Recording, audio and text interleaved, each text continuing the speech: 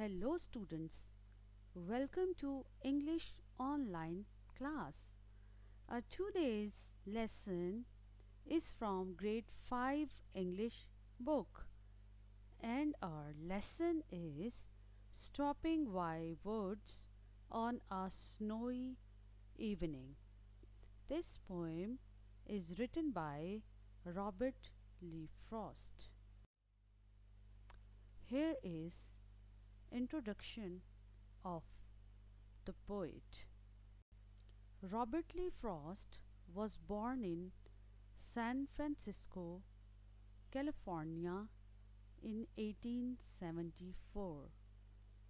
He is considered one of the greatest poets of the 20th century and has been widely acclaimed internationally and won two Pulitzer Prizes for his poetry. Robert Frost was known as for his depictions of rural New England life, his grasp of colloquial speech, it means ordinary speech, and his poetry about ordinary people in everyday situations. Frost is considered a literary treasure for his consistent style and the depth of his poetic work. He died in 1963 after suffering from prostate cancer. Before we start the reading of the poem, we must know some difficult words. Darkest evening. It means winter evenings are much darker than summer evenings in places closer to the North Pole. Downy. Like down, the soft under feathers of young birds. Flake. Small pieces of snow flakes. Harness. The leather straps and belts used to control a horse. Okay, let's read the poem now. Whose woods these are, I think I know. His house is in the village, though.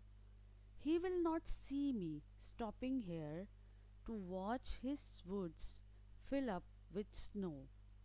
My little horse must think it queer to stop without a farmhouse near.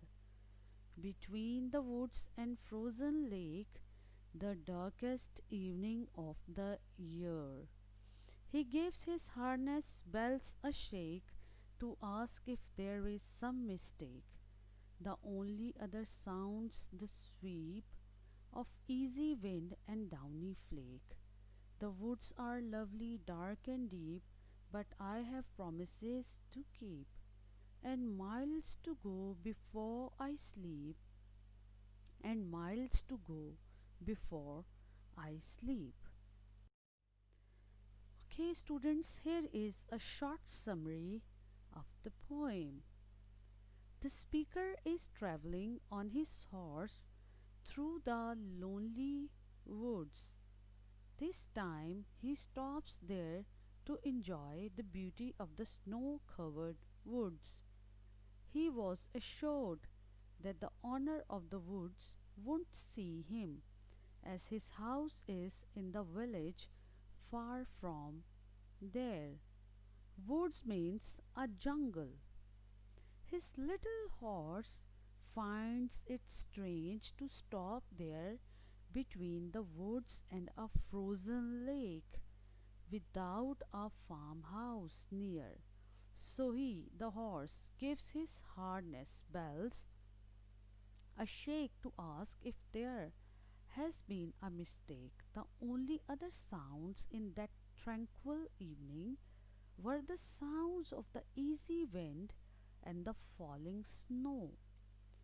The woods were dark and deep, and Our speaker, the poet, found it lovely. He wanted to stay there longer but could not do so.